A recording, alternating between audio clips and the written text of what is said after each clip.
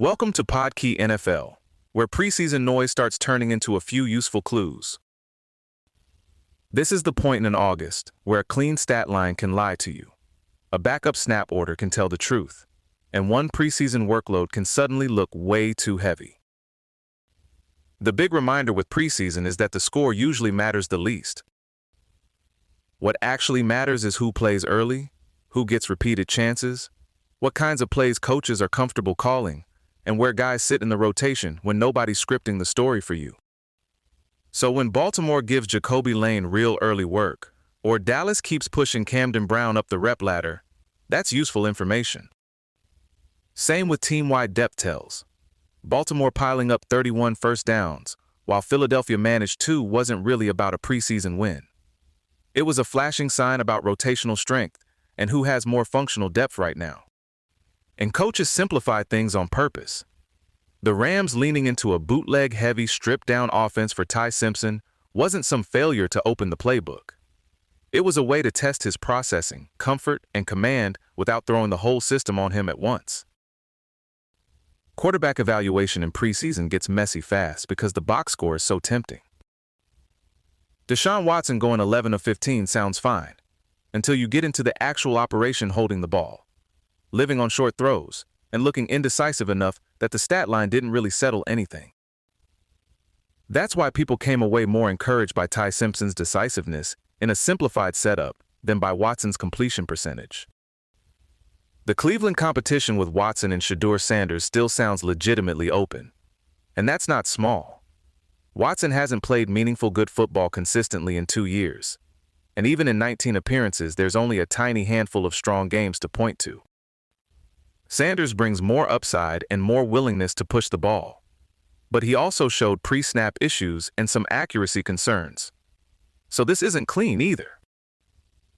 Around the league, the useful quarterback clues are tempo, third down operation, pressure response, and whether the offense feels in rhythm. That's why J.J. McCarthy's slower processing stood out, especially compared with faster operation from guys like Kyler Murray and Carson Wentz. And then there's Pittsburgh, where Aaron Rodgers could absolutely raise the floor in the short term, but at 42, there's a real franchise risk in being decent enough to stay out of the quarterback market while never actually solving the position. The hardest preseason lesson is the one everybody already knows and teams still keep relearning. Jeremiah Love taking 14 touches in the first half of a preseason game before suffering a high ankle sprain is the kind of workload decision that gets questioned immediately and fairly. If a rookie is important, the safest answer is usually to protect the player, even if that means accepting he might not be fully ready for Week 1. A few other injury notes matter too. Arizona lost second-round guard Chase Basantis for the season with a torn MCL. Jamal Adams had a non-contact knee injury that was confirmed season-ending. Graham Mertz tore an ACL. And Jordan Tyson's recurring hamstring issue is the kind of thing that keeps hovering until it doesn't. And whenever teams go vague, it's worth getting skeptical. If the language is something like muscle tightness, especially with a player as central as Christian McCaffrey, you don't just shrug and assume it's nothing. One fun part of preseason is when camp buzz actually survives contact with a game. Camden Brown looks like one of those guys. The Cowboys' undrafted receiver already had a strong spring, then backed it up with 2 touchdown grabs and another standout catch that made it feel less random. Cleveland had a bunch of names pop as well. Denzel Boston and Teteroa McMillan kept earning attention, but Harold Fannin Jr. is the one getting the most interesting usage talk. The Browns seem to be positioning Fannin as a central, high-volume part of the passing game, which is a big deal if it sticks because that's role-based breakout potential, not just highlight hype. Elsewhere, Malachi Fields is in the Giants' receiver mix. Dean Connors has shown enough as a runner, protector, and receiver to matter for the Rams. The Jets liked what they saw from rookie pass rusher David Bailey. Miami's Caleb Douglas looked like a possible starter, and Kansas City's Cyrus Allen and Emmett Johnson both flashed traits that could earn real snaps. A lot of the interesting team stuff right now is about structure more than stars. Philadelphia is working in more of that McVay-Shanahan flavor with under-center play action, wide zone runs, and more guard help in protection. For that to hum, Jalen Hurts has to be comfortable operating under center, and the run game has to make the pass game go. We're also seeing more heavy personnel around the league. Chicago opening in 14 personnel with 4 tight ends and Jacksonville using 13 personnel wasn't just preseason weirdness. It's part of a broader move toward bigger groupings and more formation flexibility. Pittsburgh is blending ideas too, with most of the offense staying traditional West Coast while carving out a chunk for more under-center, wide zone, McVay-style concepts.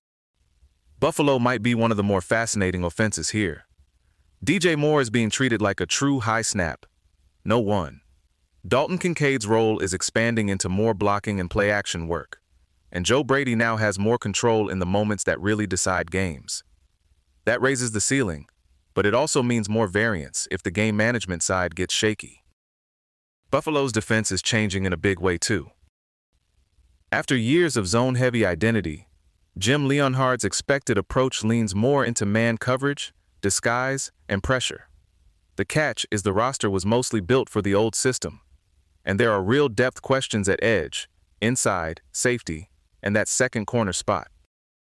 The Jets, on the other hand, got one of those genuinely encouraging early pass rush looks where it wasn't just one guy winning a rep. The rush looked coordinated, and a play like Will McDonald finishing after David Bailey's pressure hinted at actual structure.